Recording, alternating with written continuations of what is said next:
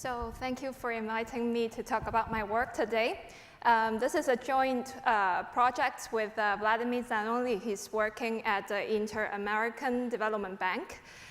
So I'm going to present to you our research on the short-term effect of citizenship on labor market outcomes. So in this paper, we are trying to answer one question: does becoming citizenship lead to better labor market outcomes? So there are an extensive literature out there studying the wage premium between immigrants and the native-born, but much less is known about immigrants' assimilation process to the local labor market through acquiring citizenship. So assuming there is a wage gap between immigrants and citizens, to native-born citizens, we want to know how much by acquiring citizenship could close up that gap. And we are trying to see if there is a citizenship premium. So the empirical evidence on this topic is rather scant, and the result is ambiguous. Most of the research that are done in the US, in Sweden, in Germany, they used a panel data set to look at immigrants' labor market outcomes before and after they received their citizenship.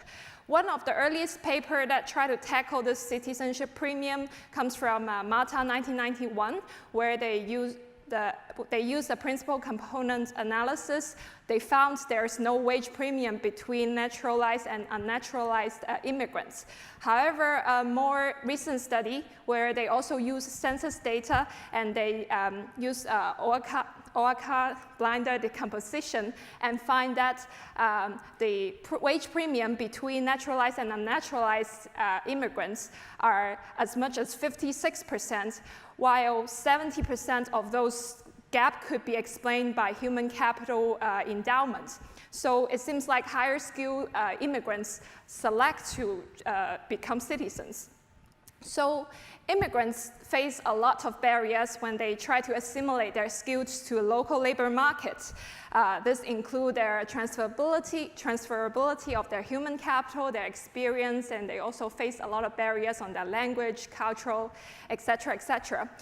Although the Canadian immigration system has become increasingly selective over the years, existing research have found that the immigrants landing in the more recent decades have actually suffered from lower wages comparing to their earlier landing counterparts. And so we are interested to see how these immigrants would have possibly receive a better labor market outcome through acquiring citizenship. This paper, the contribution of this paper are twofold. The first thing, we exploit an exogenous variation in the citizenship law to try to identify an evidence of a causal effect of citizenship on labor market outcomes.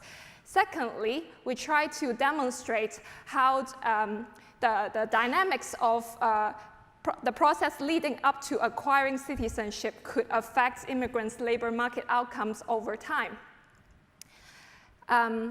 So if we are to find labor market premiums in the Canadian labor market through acquiring citizenship, what could be the mechanism behind it? So we can separate this mechanism into the demand and the supply side. On the demand side, employers tend to hire immigrants who have received their citizenship because they demonstrate their commitment to not to return their home country, and they have the ability to stay and work in Canada permanently. So you tend to hire more stable workers. Secondly, it could alleviate somehow the discriminations among employers and employees and union once you obtain your citizenship. And last but not least, it will open up job opportunity, particularly in the public sector. And on the supply side, as immigrants, when they receive their citizenship, it will give them an incentive to invest in country-specific human capital. For example, if I am to reside in Quebec, I would be more likely to obtain, to study French, so that hopefully my French skills would help me land a better job. Secondly, once immigrants obtain their citizenship, the labor market they are facing is not only a local labor market, but a more global labor market, as nowadays the mobility of workers become increasingly common. So local employers who want to retain their high talented workers who face larger opportunities, they would tend to reward those workers with higher wages or other benefits. So why do we care about this particular topic? So we all know that Canada is one of the largest immigrant receiving country, and it's also one of the country with the highest naturalization rate. And immigrants consist of a large part, 27.4% of the Canadian labor force. So understanding how immigrants assimilate to the local labor market is an important subject not only for researcher, but the policymaker, so that they can design policy that help facilitate these immigrants to assimilate to the local labor market. And Canada's immigration system is set forward as a benchmark to pre-screen talents. So understanding the components and the effects of the Canadian immigration system can help us assess its economic effectiveness. So now let me talk about how our identification strategy. So as I had mentioned earlier, we exploited a natural experiment granted by a change in the citizenship law occurred in June 2014. So this is the Bill C-24, what we also call the Strengthening Citizenship Act. The main aim of this policy is to update the eligibility requirement for Canadian citizenship. So there are a bunch of eligibility to citizenship change in the law. For the purpose of this paper, the most relevant change was that it has extended the residency time requirements from 3 out of 5 years to 4 out of 6 years before you are eligible to apply for citizenship. This is enforced 1 year after its announcement date. So this act, the enforcement of this act, effectively split our immigrants into two parts. We can imagine there's one part of immigrants. By June 2015, they would have resided in Canada for less than 36 months. So they are no longer, once the law hits, they are no longer eligible to apply for citizenship, and they have to wait for at least additional year in order to be eligible. And for another group of immigrants, they could possibly landed in Canada for 1 month or a couple months earlier, so that their residence time is a little bit longer than our treated group. By June 2015, they would have resided for 36 months or more, so they are not affected by the policy, and they can apply once they become eligible. So to show you our sample based on the data set that are available to us, this is on the vertical axis are the landing date of the immigrants, and on the horizontal axis is the survey date. This policy was announced in June 2014 and then become effective in July 2015. Imagine immigrants who landed in July 2011, they would have accumulated 36 months of residence time, and they are eligible to apply, assuming that they apply once they become eligible. And assuming that the application process takes 1 year, then they will become citizens and enter the screen area. So look at another group of immigrants here. If they land in July 2012, they would have accumulated 36 months of residence time, and when the policy hits, they are no longer eligible to apply, but have to delay till they accumulate 48 months of residence time to become eligible. So this group of this policy basically split these immigrants into two panels. The lower panels, they are not affected by the policy, where the upper panel are the control group So the upper panel are the treated group. They are affected by the policy, and the lower panel, they are not affected by the policy. So we see that this policy would delay the eligibility status of immigrants who landed at this time by 1 year, and also delay their citizenship status by 1 year. So the data that we use for this analysis comes from two sources. The first is the labor force survey. This is the monthly nationwide representative survey of individual 15 and above. It provides demographic characteristics and employment-related variables. We pulled all data from June 2013 to December 2017. We only exclusively look at male immigrants because they are more likely to be the principal applicants, and their labor market outcomes should be viewed differently as comparing to the female immigrants. And we look at those in the prime age of work and non-full-time students. And again, we focus on immigrants who are landed between July 2011 to June 2013 to ensure we have a large enough sample size. So labor force survey provides us current state's characteristics, but this characteristic could potentially be affected by the policy after it's announced or after it's implemented. So we need to supplement it with some characteristics that are predetermined. So we have to make use of the permanent residence landing file. This is the administrative record of immigrants who landed in Canada from 2003 to 2013. So what we did is to aggregate permanent residence landing file by cohorts. The cohorts are defined by their landing date, country, and age, so that we construct variable as the probability of having certain characteristics for this cohort. And I'll discuss those variables very soon. So now the empirical challenge is to ensure that our treatment and control group are otherwise equivalent except from their eligibility status that are affected or not by this policy. So we adopt the standard diff framework. On the left-hand side is their labor market outcomes for individual I in landing cohort C at time T. Post indicates post-act period. Treat indicate a treated cohort. Z is the vector of observable characteristics, and beta 3, the coefficient for the interaction term, will be our parameter of interest that identify the causal effects of this policy. So using the labor force survey, we look at different labor market outcomes on different dimensions.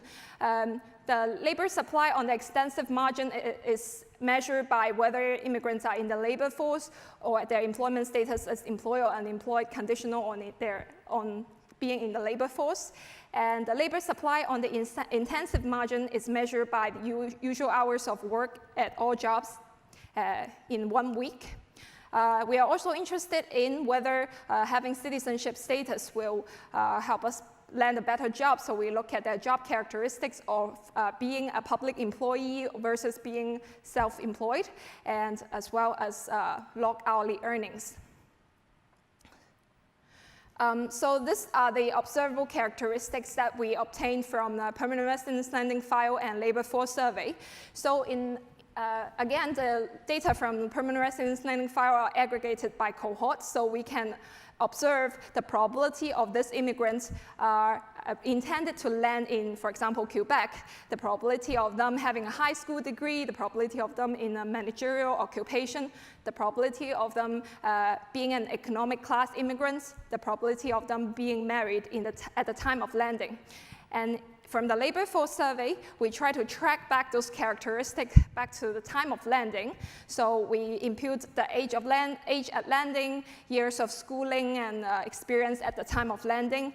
And we also identify their children demographic characteristics and country of origins characteristics and a bunch of fixed effects.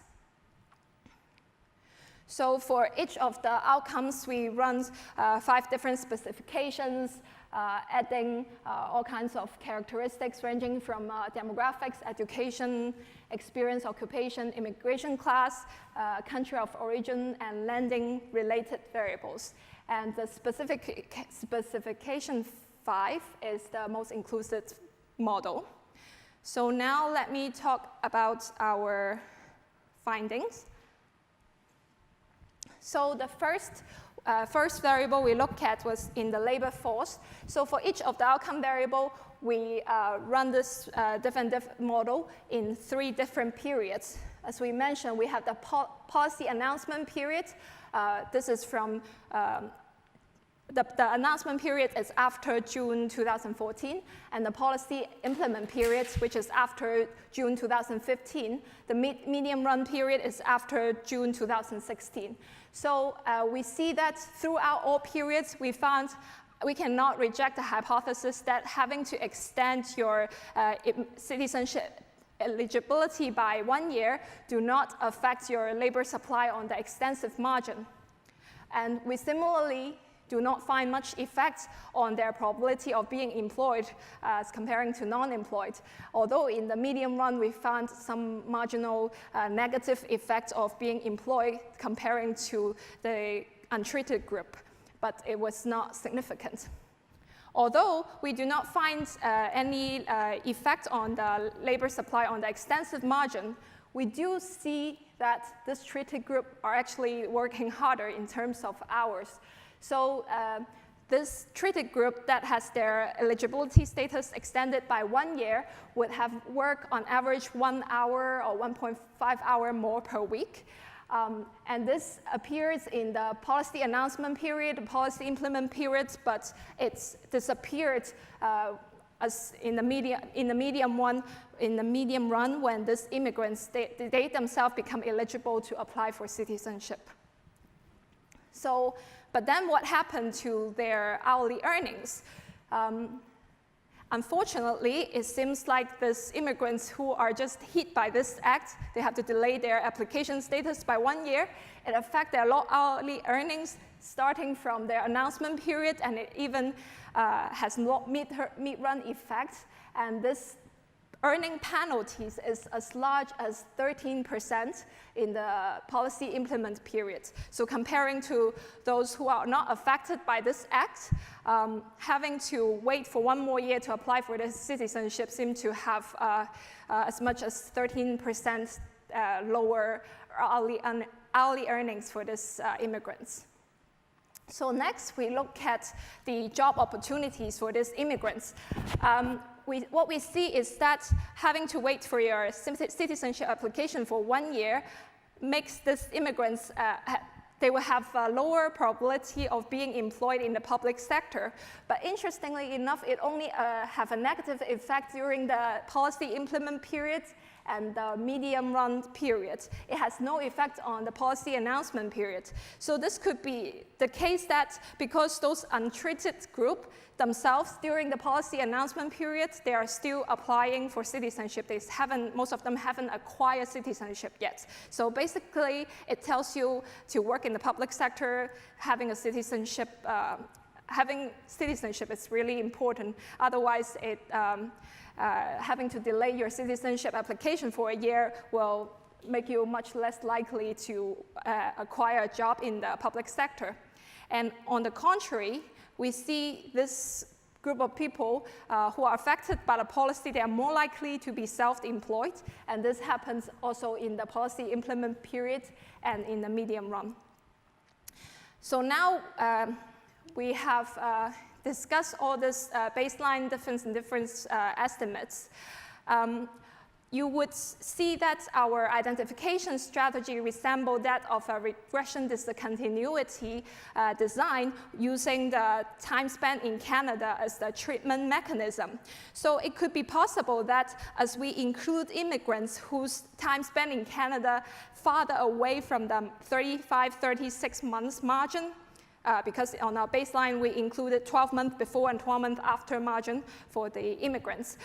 It could be possible that there are time variance and observables that could bias our results. So we varied the time window of immigrants that are included in our sample. So in column 2, column 3, and column 4, we included immigrants that are landed 3 months before third. So basically, sorry, let me go back. So right now we are including immigrants who landed 12 months before this period. This is the margin period, and 12 months after. 12 months after, 12 months before. And so we vary the window of including 3 months before, 3 months after, 6 months before, 6 months after, and 9 months before, 9 months after to see if our estimates are robust. And what we found is that basically the estimates are consistent with our baseline estimates, and we still see significant negative effects on their log hourly earnings, and they are also less likely to be working in the public sector. A second concern we may have is that because of the constructions of our data, we use cross-sectional data to construct the landing time cohort. There could be some characteristics between the treatment and control group that are unbalanced, and there could which could affect our results. So we adopt a propensity score matching diff and diff. So basically, this is to balance out the characteristics of the treatment and control group. So we first regress the treatment on a bunch of characteristics that are unbalanced between the treatment and control group in the pre-policy period. And then we try out a bunch of bandwidth and weight to make sure they are balanced. And then we take the difference in the pre-policy period and then do the same for the post-policy. And then we take the difference. This gives us the propensity score matching diff and diff estimate. And then we also bootstrap the standard error. So we can see that the last column shows this estimate for our outcome variables. The estimates are less precisely the parameters are less precisely estimated, but the signs for most of the coefficients are in line with our baseline estimate, and we still find negative effects on the log hourly earnings for our for our treated group. So, to conclude, in this paper, we provide causal evidence of acquiring citizenship on immigrants' labor market outcomes. We found that delaying citizenship eligibility affects the intensive margin but not the extensive margin of labor supply. In addition, there is wage penalty on immigrants on having to wait for an additional year to apply for citizenship. So in a sense that the citizenship premium could be as large as 13% at the short-term premium.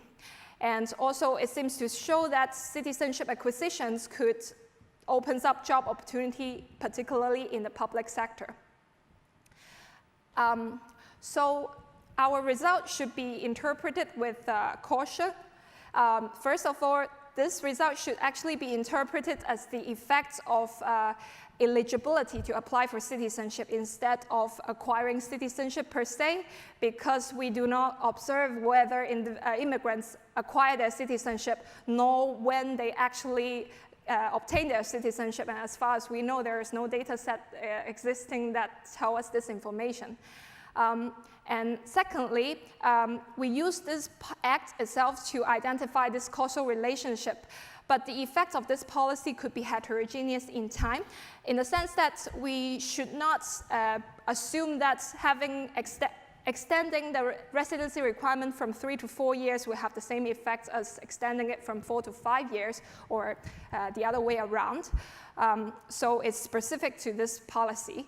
Last but not least, we use the cross-sectional data to construct this landing cohorts, and we will not be able to control for unobserved heterogeneity, which would be better. We would be identify a more precise estimate if we are using a true panel like IMDb, but the local RDC it's not yet available. So we have talked about all this kind of labor market outcomes due to citizenship ascension. We have not talked about what could have led to this kind of premium. In order to answer those questions, which was kind of some part of it was addressed by the previous presentation.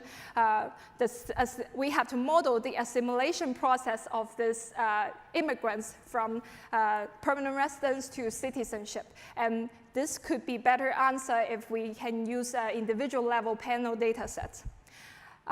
So this research leaves open questions for policymakers, one of those questions would be, what is the optimal residency requirement?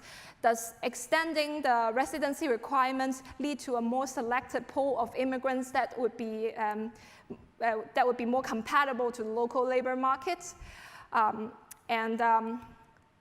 Last thing, these acts was actually, the Canadian government has actually reverted this law back to 3 years in 2017. So it would be interesting to see how this reversion process will lead to different labor market outcomes. And that's the end of the presentation. Thank you.